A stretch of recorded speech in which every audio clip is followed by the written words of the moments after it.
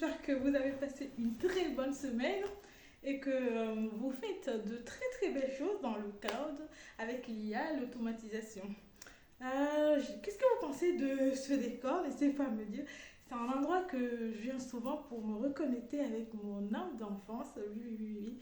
Souvent, moi, je pense que je suis de ceux qui pensent que pour vivre heureux, épanoui, il faut garder son âme d'enfance de rêveur, de pouvoir qui permet de rêver et se donner en tout cas tous les moyens de tout faire pour réaliser ses rêves.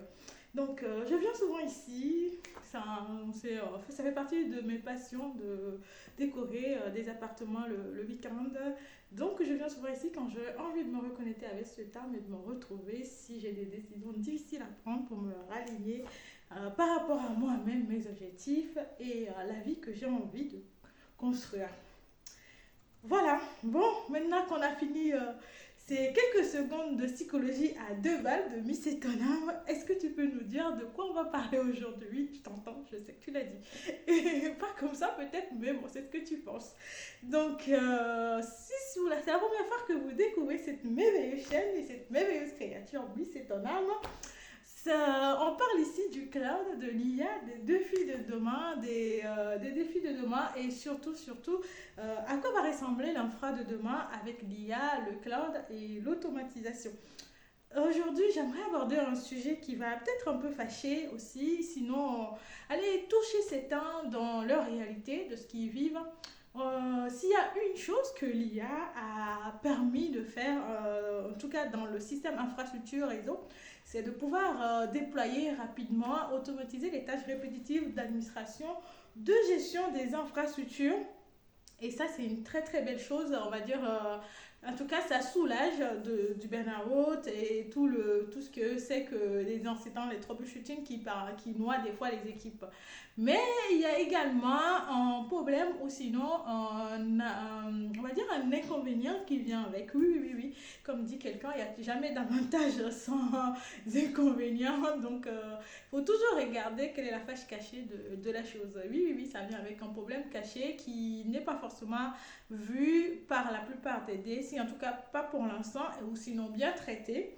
Donc nous allons parler, vous avez deviné, il s'agit de quoi? Des trois fissures créées par l'IA au sein de l'infrastructure réseau.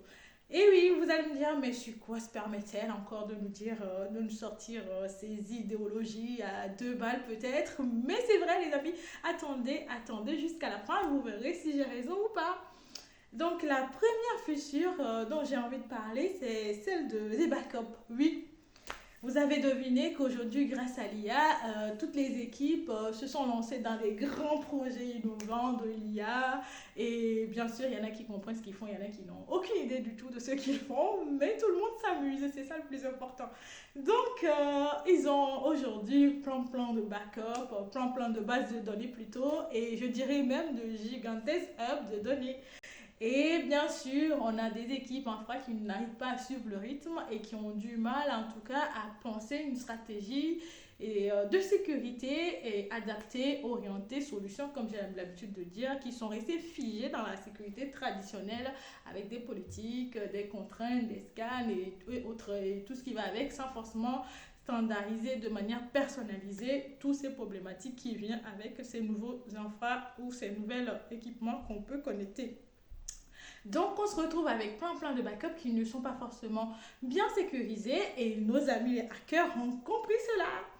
Qu'est-ce qu'ils font? Ils s'attaquent plus au serveur central et aux firewalls qui sont bien sécurisés grâce aux outils que fournissent ces fournisseurs dans le cloud et on-premise. Donc ça, c'est bien sécurisé. Ils s'attaquent plutôt au backup et une fois qu'ils ont bien compromis les données, ils vont aller vers le serveur central et ensuite, quand ils réussissent leur coup, et ben, les entreprises se retrouvent dans le pétrin. Oui, parce que non seulement ils ont un serveur central qui est carrément bousillé et ils ne peuvent plus se redémarrer grâce à leur backup parce que le backup aussi est compromis et la totale. Donc l'IA les permet de faire d'une pierre deux coups. Voilà. Et ça, c'est un peu la première fissure qui, moi, je pense que la question, c'est pas de dire je vais garder le rythme parce que c'est impensable. Hein. Aujourd'hui, grâce à l'IA, on a beaucoup de solutions, de projets innovants, de produits digitaux qui ont été lancés dans les entreprises pour répondre à des besoins. Donc, on va pas multiplier l'équipe infra fois 3 fois 5 même si on le fait. Je ne suis pas sûre que ça sera la solution qui va le faire. Et il faut en avoir les moyens et tout le monde n'a pas ces moyens-là. Donc, ce que je propose, c'est la première, c'est quand même au moins avoir une, on va dire, une politique de sécurité ou une stratégie, je dirais plutôt de sécurité bien pensée à l'ère des objets connectés. Ne restons pas figés dans ce qui se fait il y a peut-être 1000 ans. Mes amis, il est temps de secouer un peu ce domaine-là. Donc, il faudrait revoir tout votre organisation par rapport à l'équipe sécurité, par rapport à les équipes de supervision, par rapport aux équipes de monitoring.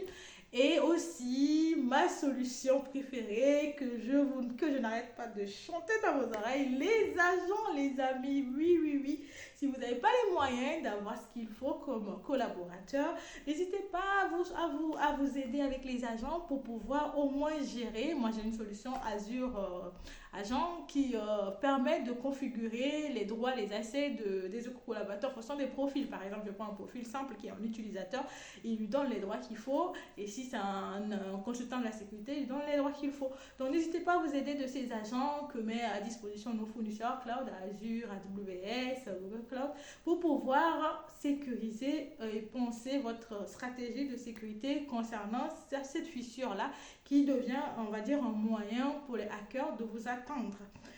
Et voilà, maintenant qu'on a fait le tour de la première fissure, vous allez me dire, eh ben dis donc, de quoi va-t-elle nous parler comme deuxième fissure? Ne vous inquiétez pas, vous allez voir là où en tout cas, où je m'en vais.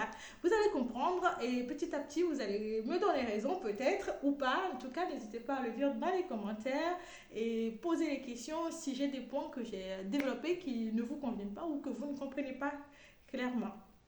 La deuxième fissure, pour moi, c'est les environnements de test. Oui, c'est une fissure qui existait déjà dans les infrastructures, dans les systèmes infrastructures, mais qui s'est amplifiée grâce à l'IA. Pourquoi? Bien sûr, la même raison.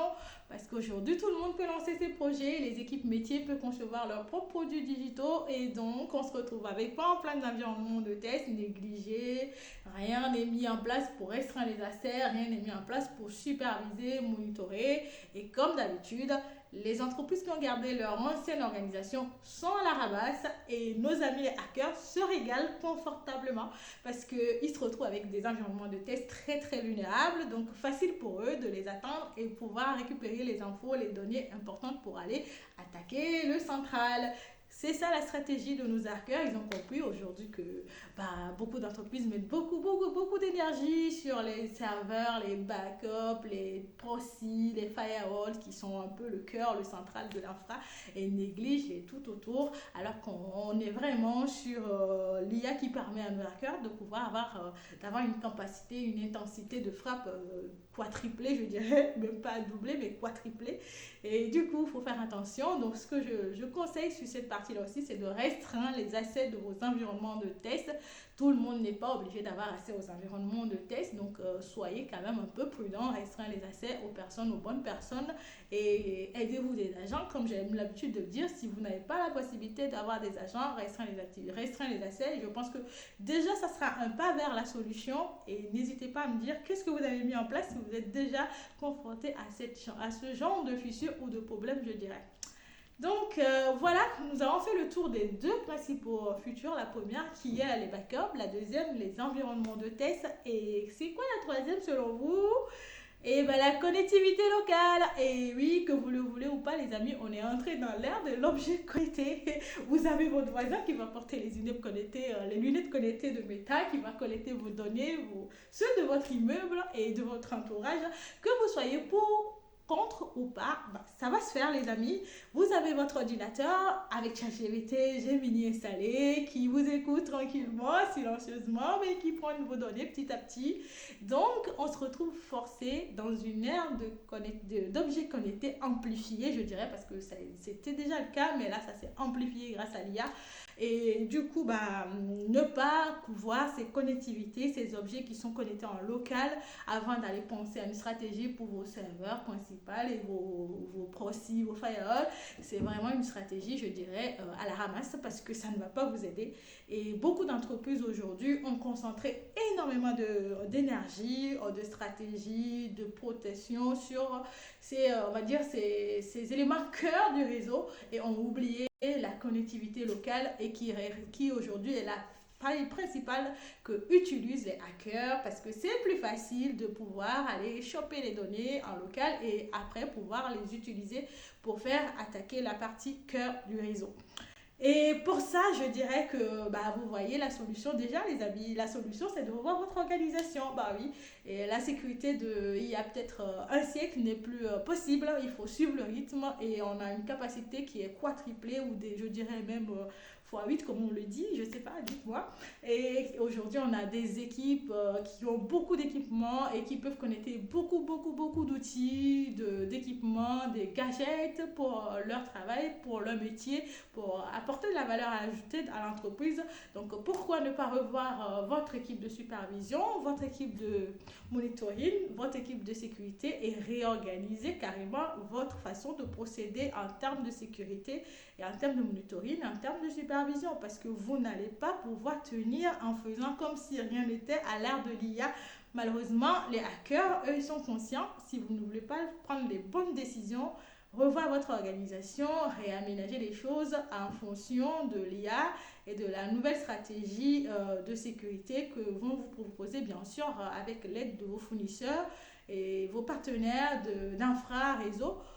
Si vous ne vous entourez pas et que vous ne mettez pas le sujet sur la table, malheureusement, vous n'allez pas vous en sortir. Vous allez faire partir de ces équipes, ces entreprises qui sont à la ramasse et qui se voient carrément défoncées par nos amis les hackers et qui ont du mal à s'en sortir.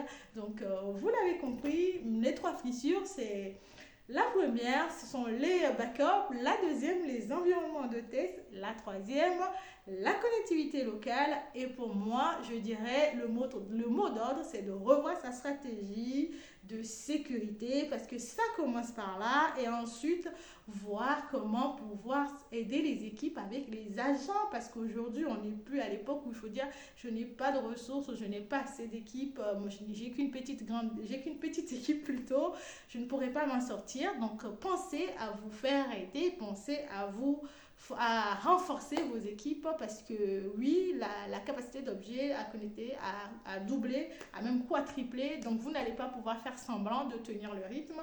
Il faut revoir les choses, réorganiser les choses rapidement pour ne pas être à la ramasse et faire partir des gens qui dominent le game et qui ont les solutions qu'il faut à l'ère de l'IA, à l'ère de l'automatisation et du cloud de demain. Les amis, qu'est-ce que vous avez pensé? Est-ce que c'est intéressant ou pas, ce sujet que je vous ai mis sur la table? Dites-moi comment vous faites dans votre entreprise pour vous en sortir et comment avez-vous pris le taureau par les cornes pour avoir le dernier mot face à l'IA et tous les défis, les challenges qui viennent avec. Je serai très contente de vous aider, en tout cas bien sûr avec mes solutions agents, IA Cloud et de vous venir en aide si vous avez besoin des conseils, des astuces. N'hésitez pas à aller voir ma chaîne et régalez-vous bien avec toutes les thématiques qu'on aborde dans ce sens-là et faites-moi vos retours pour savoir s'il y a des choses bien sûr qu'on peut améliorer ou encore faire mieux. Et à bientôt pour une nouvelle thématique.